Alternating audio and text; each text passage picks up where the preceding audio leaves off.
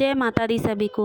आज मैं एक माँ और बेटी के चित्र को लेकर आप लोगों के सामने प्रस्तुत हुई हूँ। मेरी इतनी बिसात कहाँ जो अपनी माँ को कुछ शब्दों में समेट सकूँ। आपकी जद्दोजहद चंद छवियाँ कैसे बयां कर सकेंगी।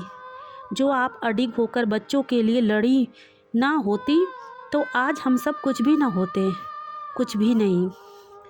आज एक दशक बाद आपके साथ होकर, आपको गले लगाकर ऐसा प्रतीत होता है मानो जन्नत मिल गई हो। कहने के लिए तो माँ बहुत छोटा सा शब्द है, पर आज तक कोई इसे पूर्णतः समझ नहीं पाया। मैं भी नहीं समझ पाई। हाँ, लेकिन मुझे इतना पता है कि मेरी ज़िंदगी में एक शख्स ऐसी हैं जो पागलों की तरह मेरा ख्याल रखती हैं। मैं उनसे चाहे किसी भी टोन में बात करूं, वो मेरी हर बात का हाजिर जवाब रखती हैं और कभी उस बात को दिल पे नहीं लगाती। कभी कभी कड़े फैसले वो मेरे लिए लिया करती हैं, वो मेरे भविष्य का ध्यान रखकर लिया करती हैं। मैं तो अक्सर ही चीज़ें रखकर भूल जाया करती हूँ, लेकिन यही वह शख्स हैं जो पूरे घर में मेरी हर चीज़ को संभाल के रखती हैं। आज भी जब मैं उस घर से विदा हो गई हूँ, उस घर से गए हुए कई वर्ष बीत गए हैं, लेकिन आज भी मेरे हर सामान को वो संभाल के रखती हैं। मेरी हर छोटी बड़ी आदतों को वो आज भी याद रखती हैं। बचपन में जब भी मैं कहीं से थक हार के आया करती थी, माँ के गोद में लेट जाया करती थी और माँ अपने प्यार भरे हाथों के स्पर्श से मेरे सर को सहलाते हुए मेरी सारी थकान को मिटा दिया करती थी। आज भी माँ की गोद में वही स्पर्श, वही आनंद, वही स्वर्ग की अनुभूति मुझे प्राप्त होती है जब भी मैं उनके गोद में जाती हूँ। वो आधे घंटे थोड़ा और सो लेने देती हैं, बचपने की आड़ में मेरी लापरवाही छुपा लेती हैं। जब रहती हूँ सहमी और सी और बीमार सी, वो अपनी गोद में मुझे सुला देती हैं। भूख न होने पर भी एक रोटी और खिला देती हैं।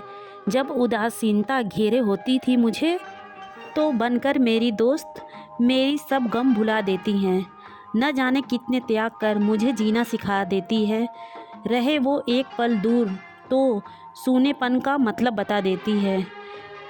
जब खाते थे पापा की डांट फटकार, तो ले सारे दोष अपने सर मुझे बचा देती है। मेरी एक फरमाइश पे वो क्या क्या बना देती है। लग जाए छोटी सी चोट तो घर सर पे उठा लेती है। जब होते थे फेल परीक्षा में मैं, तो रात भर जाग कर मुझे पढ़ा देती है। घर लौटने पर मुझको वो अपनी दुनिया बना देती है और स्टेशन पर मुझे छोड़ते समय वो आंसू बहा देती है। कैसे बताऊं तुम सबको प्यार का अर्थ मैं। अगर तुम्हें ज़िंदगी की भाग दौड़ में उस माँ की गोद की याद नहीं आती है, वो माँ ही है जो मुझे प्यार का मतलब समझा जाती है। वो माँ ही है जो थोड़ा और देर तक जग लेने देती है। वो माँ ही है जो आधे घंटे थोड़ा और सो लेने देती है। वो माँ ही है जो आधे घंटे और थोड़ा सो लेने देती है। माँ के लिए कुछ लिखूं ऐसा शब्द वेद व्यास भी ना तलाश पाएँ। माँ के लिए कुछ कह पाऊँ ऐसा शब्द सरस्वती भी ना सोच पाएँ। माँ के सामने अंबर छोटा है, माँ के सामने सागर उथला है, माँ के सामने पर्वत कंकड़ सा है, माँ के सामने इंद्रधनुष फीका है। माँ है तो सृष्टि का अस्तित्व है, माँ है तो धरती की पहचान है, माँ है तो ब्रह्मांड का मान है। माँ के आगे सब कुछ थोड़ा है। माँ एक शब्द में संपूर्णता है। माँ एक भाव का राग है। माँ एक प्रार्थना का स्वर है। माँ एक पूर्णता का एहसास है। तो इन बातों में मेरी पेंटिंग पूरी हो चुकी है, जिसमें एक तरफ माँ की गोद में एक बेटी लेटी हुई है और दूसरी तरफ माँ के कपड़े को पहन करके एक बेटी शीशे में अपने आप को देख करके इतरा रही है। जैसा कि हम सब भी अपने बचपन में मम्मी के कपड़ों को पहन करके शीशे के सामने खड़े होकर के देखा करते थे कि हम कैसे लग रहे हैं और हम मम्मी की तरह लग रहे हैं कि नहीं। अगर कोई तारीफ़ में कह देता था कि ये तो बिल्कुल अपनी मम्मी की तरह है, तो हम लोग फूले नहीं समाते थे और बहुत ही अंदर बहुत खुश हुआ करते थे। और वही इस चित्र में मैंने दर्शाने की कोशिश की है, जिसमें एक बेटी छोटी सी अपनी मम्मी की साड़ी को लपेट करके शीशे में देख रही है और पीछे से चुपके से उसकी माँ उसको निहार रही है कि मेरी बेटी कर क्या रही है, जैसे कि हम सब की माँ बचपन में किया करती थी।